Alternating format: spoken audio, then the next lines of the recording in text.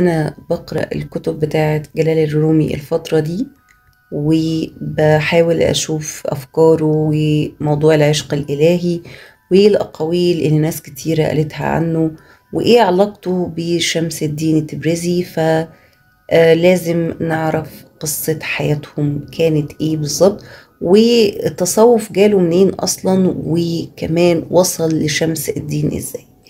مبدئيا احنا هنتكلم عن حياة جلال الدين الرومي. قصة مش هنقول غريبة، لكن فيها أحداث كتيرة جدا جدا جدا، ومنها متهيألي هي دي اللي كانت السبب انه النهاردة ليه كتب وليه أفكار وناس كتير بتتبعه. وتعالوا نشوف يلا جلال الدين الرومي. طيب، جلال الرومي وحكاية الشيخ اللي بقى شاعر في العشق الإلهي. جلال الرومي اتولد في بلد اسمها أو مدينة اسمها بلخ، اللي هي دلوقتي اسمها أفغانستان، وكان اسمه محمد ابن حسين بهاء الدين البلخي، واتولد سنة 1207.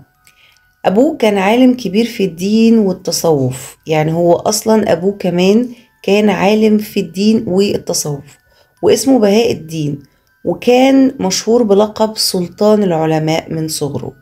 كان جلال الدين بيتعلم العلوم الدينية، وكان بيسافر مع أبوه كتير جدا لحد ما استقروا في مدينة اسمها قوانية، اللي هي دلوقتي موجودة في تركيا.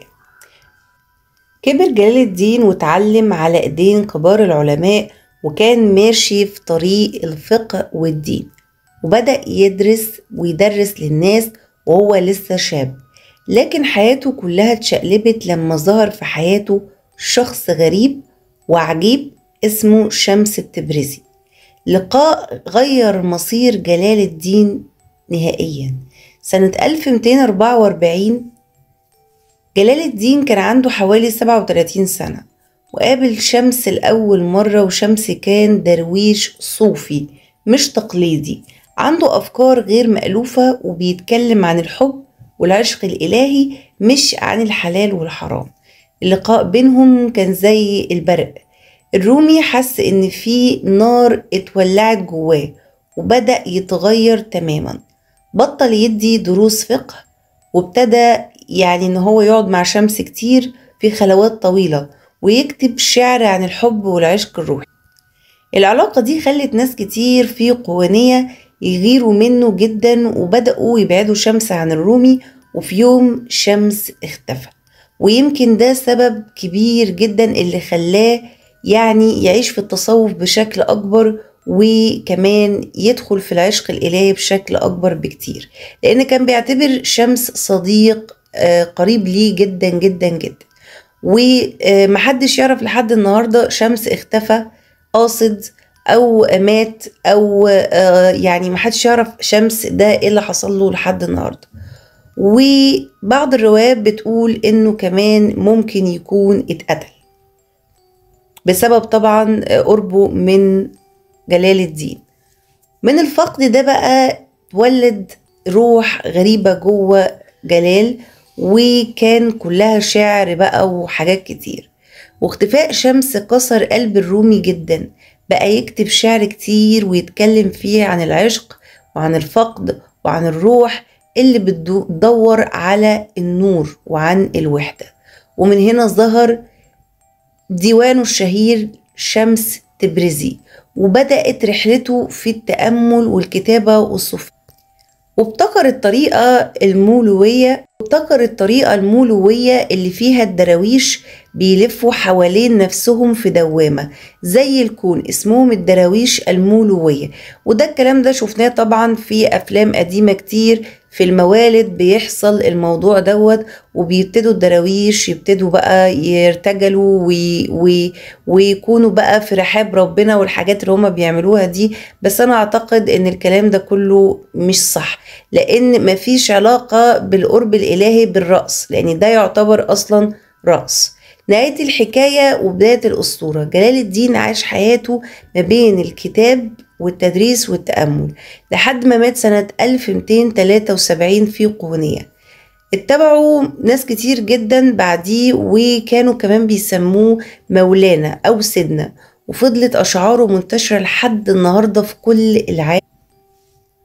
وكلماته اللي لسه مؤثرة ببعض الناس، وهي لا تبحث عن الحب بل كن أنت الحب، وكمان عندما تتجاوز آلامك ستجد ذاتك الحقيقية.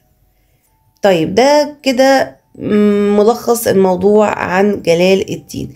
تعالوا بقى نشوف ليه قالوا عليه كلام وحش. بعد لقائه بشمس التبريزي الرومي اتغير جدا، بطل يركز على الفقه والدروس الشرعية والتقليدي بمعنى أصح، وابتدى يتكلم عن العشق الإلهي وعن إن الإنسان ممكن يوصل لربنا بالحب مش بالخوف. يعني معنى إن الإنسان قبل ما بيعمل أي خطوة يعملها عشان هو عارف إن ربنا شايفه وبيحبه، فهيزعل لو شاف هو بيعمل حاجة مش كويسة. لكن في ناس بتمنع نفسها إن هي تعمل حاجة دي عشان خايفة من ربنا، فهو قال إن أي حاجة بنعملها لازم تكون بالحب ربنا مش بالخوف منه. كمان بقى ينعزل مع شمس بالساعات، وده خلى ناس كتير تسيء الظن بيه. مين اللي هاجموه؟ رجال الدين المحافظين شافوا ان الرومي خرج عن المألوف وعن كلامه، والحب والعشق مش مناسب لدينهم او علاقته بربنا. قالوا انه اتأثر بفكر شمس بزيادة ونسي العلم الشرعي. بعض تلاميذه واصحابه القدامى زعلوا منه، وكمان هو اهملهم لانه ابتدى يقرب من شمس بشكل غريب جدا، وشاف ان في علاقة غريبة بينهم، وبدأت تطلع اشاعات عليه وعلى شمس. الناس اللي غيرين من حب الناس ليه. الرومي بقى محبوب بشكل كبير، وده خلى ناس يتهموه بالنفاق او انه بيقول شعر مش ديني. قالوا عليه ايه؟ قالوا خرج عن الشريعة لانه بيستخدم الفاظ العشق والهيام في وصف علاقته بالله، وده لا يجوز. وقالوا بيبالغ في حب شمس، انه هو صديقه وصاحبه وحبيبه، واتهموه انه بيضيع كده دينه علشانه. وقالوا ان الرقص اللي بيعملوه في الدروشة ده بدعة، لانهم مش متعودين يشوفوا التصوف او الصوفية بالطريقة دي. لكن الحقيقة ان الرومي ما كانش كافر ولا ضال زي ما قالوا، هو بس اختار طريق روحي اعمق شوية، وشاف ان الحب هو اقرب طريق لله، وان الانسان لازم يعرف نفسه عشان يعرف ربنا. وكلامه ده ألهم ملايين حوالين العالم من كل الديانات مش بس المسلمين. كده احنا اتكلمنا عن جلال الدين الرومي. اللي عايزين بقى نعرفه النهاردة قصة حياة شمس التبريزي، وبدأ التصوف ازاي، وايه اللي حصل، وايه الغرابة اللي كانت في حياته. شمس الدين التبريزي الدرويش اللي دوره انه هو ينور افكار الناس. كان في ولد صغير في مدينة تبريزي اللي موجودة حاليا في ايران، اتولد سنة 1185، اسمه شمس الدين محمد. بس محدش كان بيناديه باسمه العادي، كانوا بيقولوا عليه شمس، لأنه دايما كان بيشع بكلام غريب جدا ونور من جواه. طفولته مختلفة من أولها لآخرها. شمس ما كانش زي باقي الأطفال، ما كانش بيحب يلعب، دايما قاعد لوحده بيسأل أسئلة محدش يعرف إجابتها. كان يسأل ربنا فين؟ طب ليه بنصلي كده؟ طب إزاي أعرفه؟ طب ليه أنا مش بسمعه؟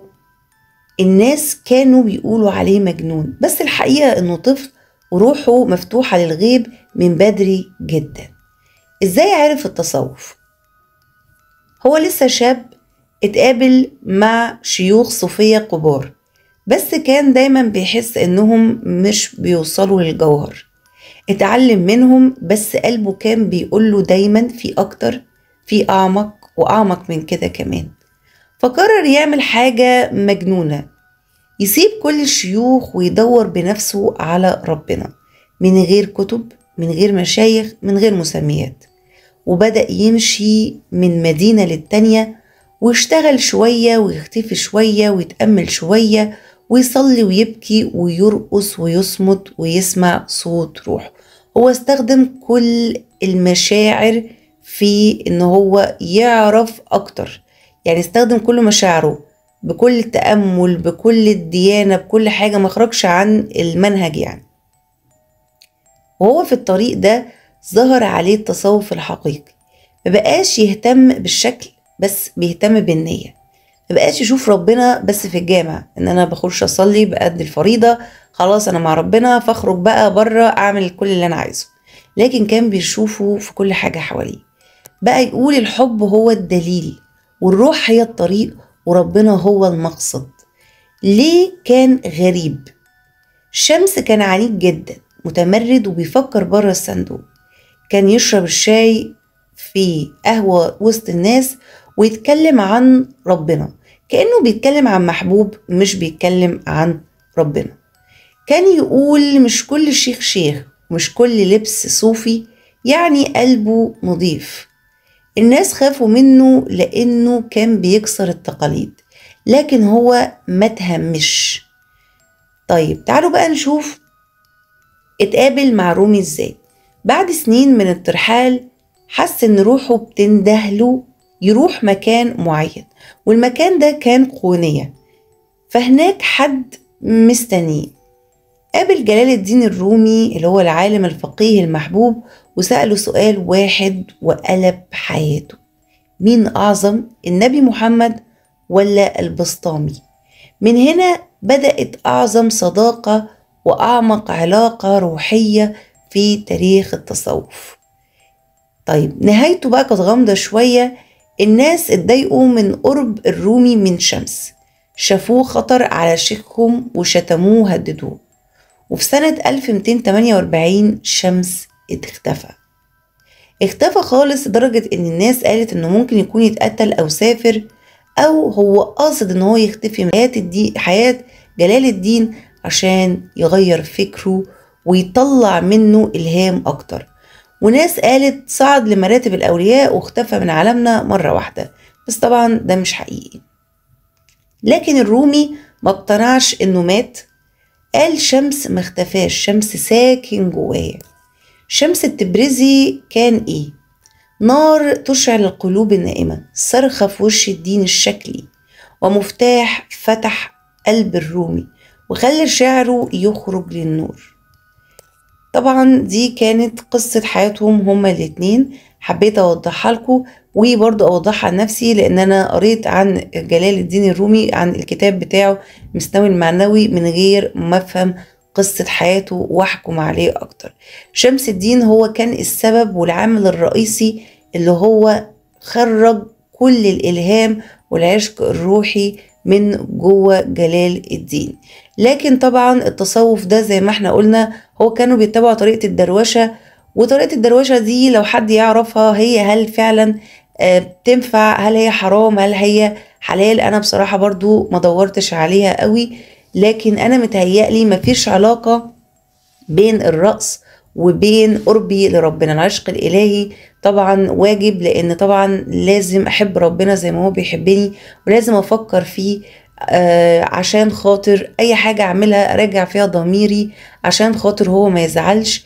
لكن بشكل شكلي أو عميق هو حب إلهي، لكن هو دخل فيه بشكل أعمق شوية وكتب قصص، ومفروض القصص اللي الرومي كتبها دي هي قصص شكلية، لكن ضمنها بيتكلم عن القرب لربنا أكتر. والقصص دي أنا حكيتها موجودة عندكم في الكتاب المسنوي المعنوي، موجود عندكم على القناة. بشكركم جدا، وده كان ملخص صغير من الحياة بتاعة شمس الدين وجلال، وأتمنى الفيديو يكون عجبكم. شكرا لكم.